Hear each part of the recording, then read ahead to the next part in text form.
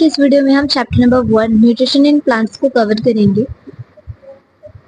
In class 6 यानी 6 class में आपने पढ़ा होगा कि जो फूड है कितना जरूरी है सभी लिविंग ऑर्गेनिजम्स के लिए। आपने ये भी पढ़ा होगा कि जो carbohydrate, protein, fat, vitamin, minerals होते हैं ये सभी कंपोनेंट ऑफ फूड होते हैं और इन्हीं कंपोनेंट ऑफ फूड को हम न्यूट्रिएंट्स कहते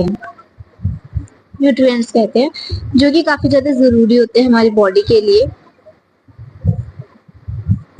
जितने भी लिविंग ऑर्गेनिजम्स होते हैं उन सभी को फूड की रिक्वायरमेंट होती है। जो प्लांट्स होते हैं वो अपना खाना खुद सिंथेसाइज कर सकते हैं, एनिमल्स और ह्यूमंस नहीं कर सकते। ये अपना खाना प्लांट से लेते हैं या फिर एनिमल से लेते हैं जो कि प्लांट्स खाते हैं। कहने का मतलब ये है कि डायरेक्टली या फिर इनडायरेक्टली ह्यूमंस और एनिमल्स जो है वो प्लांट्स के ऊपर डिपेंड करते हैं खाने के लिए। इसके बाद हम हमारा topic 1.1 mode of nutrition in plants को कवर करेंगे। Plants are the only organisms, यानी प्लांट्स अकेले ऐसे ऑर्गेनिज्म है जो कि अपना खाना खुद बना सकते हैं। किसकी हेल्प से? Water, carbon dioxide and minerals की हेल्प से, जो कि उनके सराउंडिंग में प्रेजेंट होते हैं। ये सभी रॉ मटेरियल्स होते हैं। उसके अलावा है the nutrients enable living organisms. जितने भी न्यूट्रिएंट्स होते हैं ना वो प्लांट्स टेक करते हैं उनकी बॉडी को बुलेट करने के लिए, ग्रो करने के लिए, डैमेजेस को रिपेयर करने के लिए और उनकी बॉडी को एनर्जी प्रोवाइड करने के लिए, जिससे वो अपने लाइफ प्रोसेस को कैरी आउट कर पाए। अब हम न्यूट्रिशन का एग्जैक्ट मतलब जानेंगे। न्यूट्रिशन का मतलब होता है टेकिंग फूड, खाना खाना, by an organism and its. सिर्फ खाना खाना नहीं होता, उसके बाद ऊपर देखिएगा utilisation by the body, body उसको यूटिलाइज भी करेगी यानी उससे एनर्जी भी ले रही है, उसको हम बोलते हैं न्यूट्रिशन। जो मोड ऑफ न्यूट्रिशन होते हैं जिसके अंदर ऑर्गेनिज्म अपना खाना खुद बनाते हैं सिंपल सब्सटेंस की हेल्प से, उसको हम ऑटोट्रॉफिक कहते हैं। ऑटो का मतलब भी होता है सेल्फ और ट्रॉप्स का मतलब होता है नरिशमेंट। इसके बाद है Therefore plants are called autotrophs। Obvious सी बात है, जो प्लांट्स है पहले हमने पढ़ लिया कि वो अकेले ऐसे ऑर्गेनिज्म है जो अपना खाना खुद बनाते हैं, तो सिर्फ वही होंगे ना ऑटोट्रॉफ्स। लेकिन जो उनका मोड ऑफ न्यूट्रिशन है उसको हम ऑटोट्रॉफिक कहेंगे। इसके अलावा जो एनिमल्स अपना खाना खुद नहीं बनाते, वो दूसरे ऑर्गेनिज्म के ऊपर डिपेंड करते हैं, प्लांट्स का प्रिपेयर किया हुआ खाना लेते हैं, उनको हम बोलते हैं हेट्रोट्रॉफ्स। हेट्रो का मतलब होता है अदर। इसके बाद हम पढ़ेंगे कि अब आपके माइंड में क्वेश्चन आ रहे हैं कि जो प्लांट के अंदर फैक्ट्री होती है वो कहाँ लोकेटेड होती है। कि जो प्लांट होता है वो पूरी बॉडी के अंदर अपना खाना बनाता है, कुछ पार्ट्स के अंदर बनाता है। कैसे जो प्लांट होता है वो रॉ मटेरियल्स को ऑब्टेन करता है उसके सराउंडिंग से, और कैसे वो सभी ट्रांसपोर्ट होता है फूड फैक्ट्रीज तक। तो इन्हीं सभी क्वेश्चंस को जानने के लिए हम पढ़ेंगे हमारा अगला टॉपिक जो कि है फोटोसिंथेसिस। इसका नाम फोटोसिंथेसिस है लेकिन इसका सिंपल सा प्रोसेस है food making process in plants, कि प्लांट के अंदर फूड कैसे बन रहा है।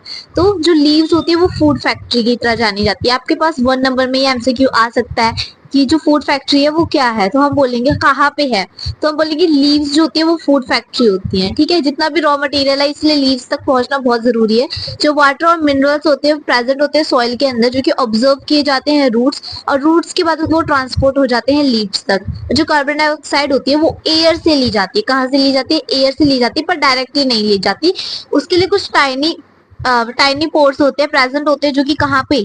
सरफेस ऑफ लीव, यानी जो पत्ते होते हैं ना, पत्तों के ऊपर टाइनी टाइनी से पोर्स होते हैं। ठीक है, जो कि सराउंडेड होते हैं। मान लो ये पोर है, वो सराउंडेड होगा ऐसे गार्ड सेल्स से, जिसको हम बोलते हैं स्टोमेटा।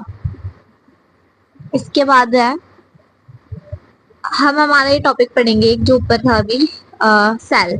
सेल कुछ नहीं होता, जिस तरह से एक पूरी बिल्डिंग को बनने के लिए एक ब्रिक की जरूरत होती है, वैसे एक ह्यूमन बॉडी के अंदर बेसिक स्ट्रक्चरल यूनिट जो होती है वो एक सेल होती है। सेल के बेसिकली यहाँ पे 3 पार्ट्स को डिफाइन किया गया है। सबसे पहले उसका न्यूक्लियस, ये जो साइड में आप देख सकते हैं पतली सी जो ये है, इसको हम बोलते हैं मेम्ब्रेन। और जो न्यूक्लियस और मेम्ब्रेन के बीच का जेली लाइक स्ट्रक्चर, इसको हम बोलते हैं साइटोप्लाज्म। यहाँ पे आप देख सकते हैं ये जो डायग्राम है ये थोड़ा डिफिकल्ट सा है लेकिन बहुत ही इजी सा है। इसके बारे में आप आगे अपनी अगली क्लासेस में पढ़ेंगे। इसके बाद हम देखते हैं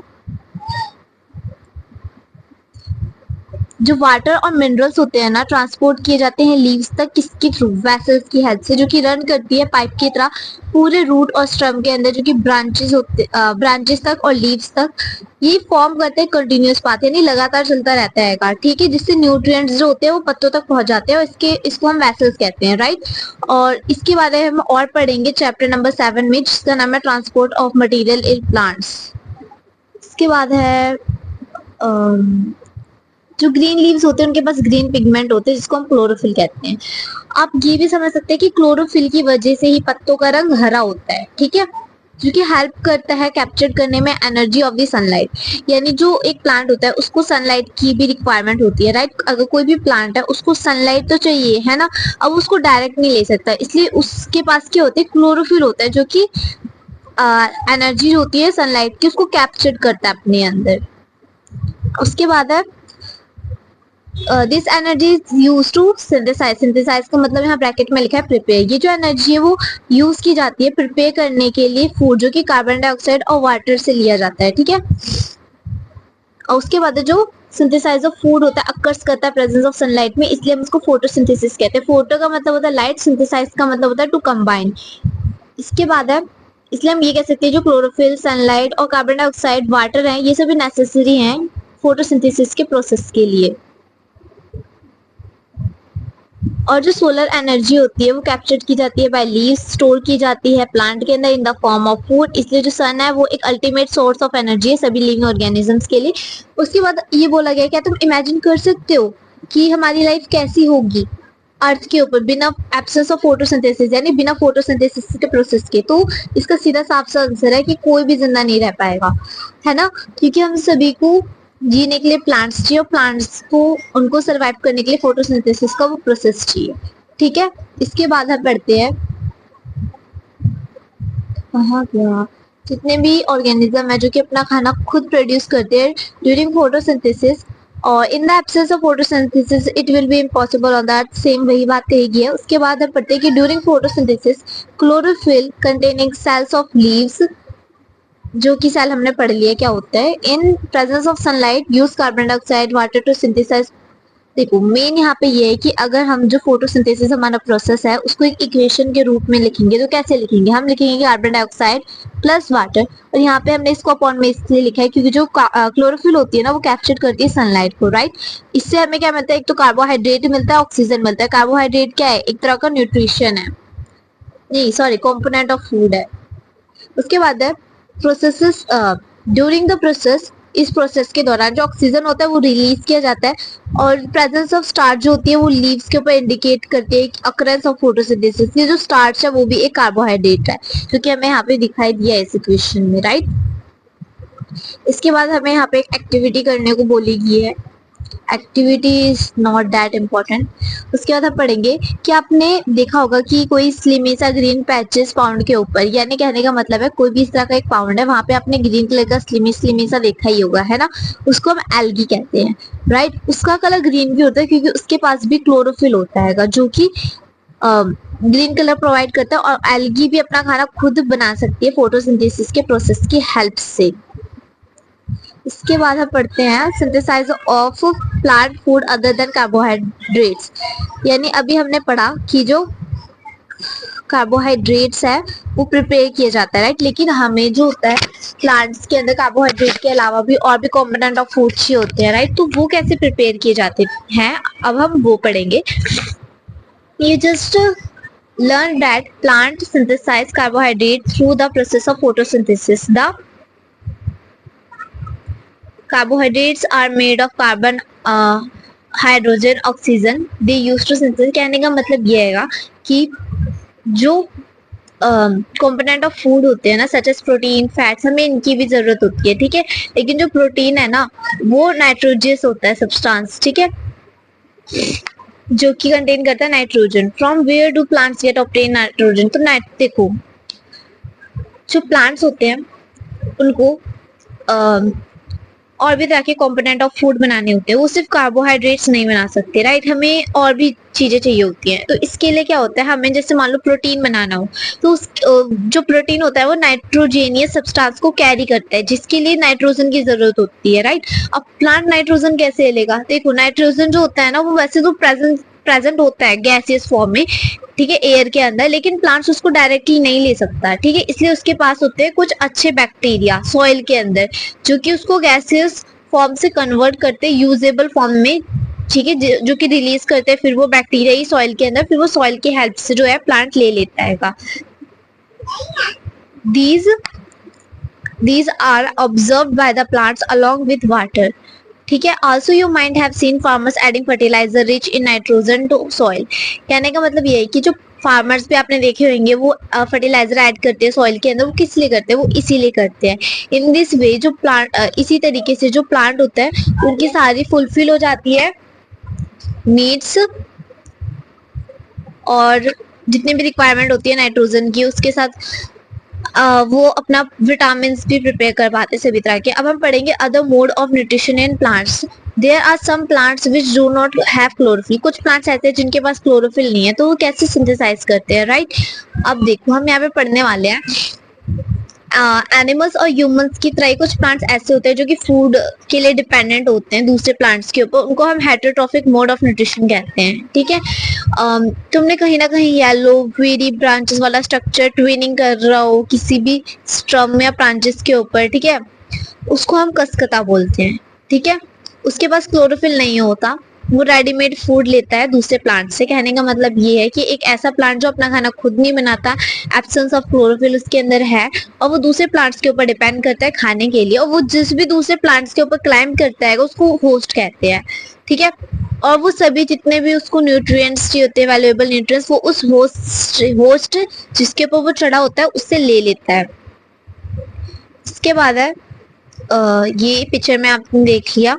उसके बाद कसकता जो होता है उसको हम पैरासाइट कहेंगे। ये पैरासाइट भी एक तरह का मोड ऑफ न्यूट्रिशन ही है, जहाँ पे other animals also kind of parasite, मतलब हम भी जो एनिमल्स है वो भी एक तरह के पैरासाइट्स ही है।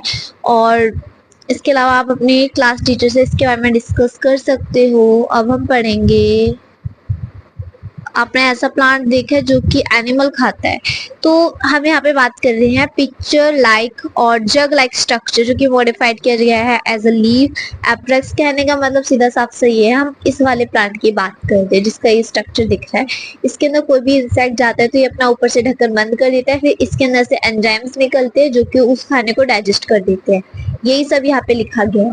अगर ये आ रहा है 5 नंबर में तो आप ये बताओगे ये है इंसेक्टिवेरियस प्लांट्स, वो प्लांट जो कि इंसेक्ट खाता हो, ठीक है।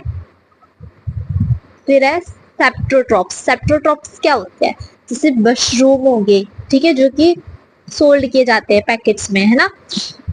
इसके बाद है आपने देखा होगा फ्लफी सा अम्ब्रेला लाइक पैचेस ग्रोइंग कर जाता है मॉइस्ट, ठीक है, सॉइल और रूटिंग वुड।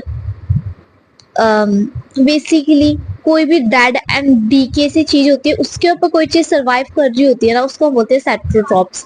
एग्जाम्पल के तौर पे यहाँ पे हमें फंगस मिल जाएगा और मशरूम मिल जाएंगे। तो यहाँ पे ये कि जो ऑर्गेनिज्म बोलते हैं उसको हम फंगी कहते हैं, जो कि ब्रेड के ऊपर दिख जाती होगी आपको व्हाइट कलर में।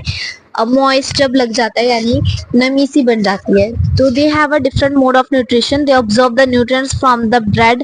This mode of nutrition in which organism take food from nutrients which are dead and decaying matter is called saprotrophic nutrition. Such organism with saprotrophic mode of nutrition are called saprotrophs. ये भी आता है, काफी important है और ये अगली classes तक काम आता है। जो फंगी होता है वो ग्रो करती है अचार के ऊपर, ठीक है, लैथर के ऊपर, क्लॉट्स के ऊपर और अदर आर्टिकल्स। फंगी क्या है, फंगी एक तरह का माइक्रो ऑर्गेनिज्म है, माइक्रो ऑर्गेनिज्म है। उसके अलावा हम पढ़ेंगे नीचे एक और एक्टिविटी आती है 1.2 जिसके हमें ब्रेड लेना है, वो आप कर लीजिएगा।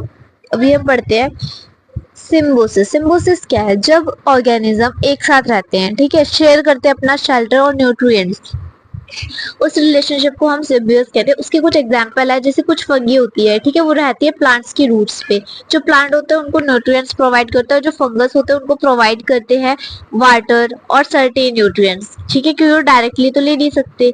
इसके अलावा एक और एग्जाम्पल आता है लीचेस का, जो कि क्लोरोफिल कंटेन पार्टनर है, जो कि एल्गी है, ठीक है, और फंगस जो एल्गी फंगस है एक साथ रहते हैं।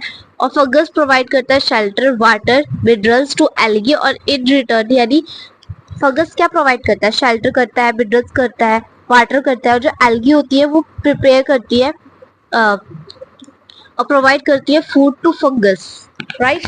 इसके बाद हम पढ़ेंगे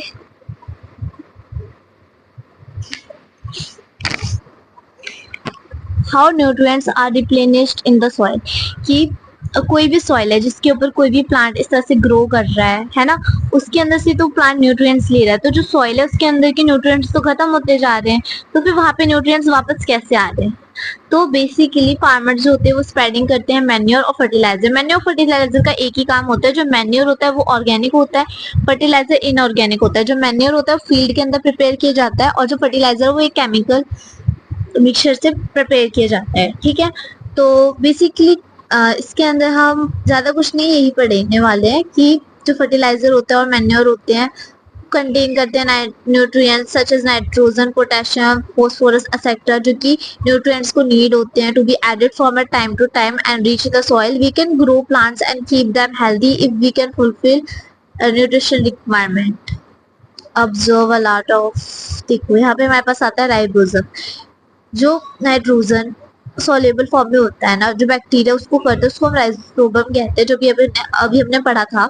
और एटमॉस्फेरिक नाइट्रोजन को वो कन्वर्ट कर देता है यूजेबल फॉर्म में। जो राइजोबम होता है वो can not make their own food, so it's often live in the roots of gram, peas, moong, bacteria. कहने का मतलब ये है कि जो फार्मर्स होते हैं वो कभी कभार कुछ ऐसी चीजों की खेती करते हैं जो कि अपने आप ही सॉइल को रिप्लेनिश कर दे, यानी उसको अपने आप ही उसके न्यूट्रिएंट्स वापस कर दे बिना किसी वेदर और फर्टिलाइजर के। तो उसके अंदर ग्राम आ जाएगा, पीस आ जाएगी, मूंग आ जाएगी, बीन्स आ जाएगी और अदर लिग्यूमेंट्स आ जाएंगे, ठीक है, लेग्यूमीज। इसके बाद आप पढ़ेंगे जो प्लांट्स होती हैं वो ग्रो करते हैं मोस्ट ऑफ द पल्सेस, ठीक है, यानी जितने जो कि ऑब्टेन्ड होते हैं फ्रॉम लेग्यूमिनियस प्लांट से। इस चैप्टर के अंदर हमने पढ़ा कि जितने भी प्लांट्स होते हैं वो ऑटोट्रॉप्स होते हैं, कुछ पैरासाइट्स होते हैं, कुछ सेप्टोट्रॉप्स होते हैं। They drive nutrition from other plants. All animals are categorised as autotrophs sees, they depend on plants and other animals for food. कहने का मतलब ये है कि हमने जो भी इस चैप्टर के अंदर पढ़ा है उसको यहाँ पे समराइज किया गया है। और लास्ट क्वेश्चन आपके पास ये बनता है कि जो इंसेक्टिवेरियस प्लांट है क्या वो हेटेरोट्रॉप है या नहीं है। तो आज की वीडियो के लिए बस इतना ही। मिलते हैं आपको नेक्स्ट चैप्टर के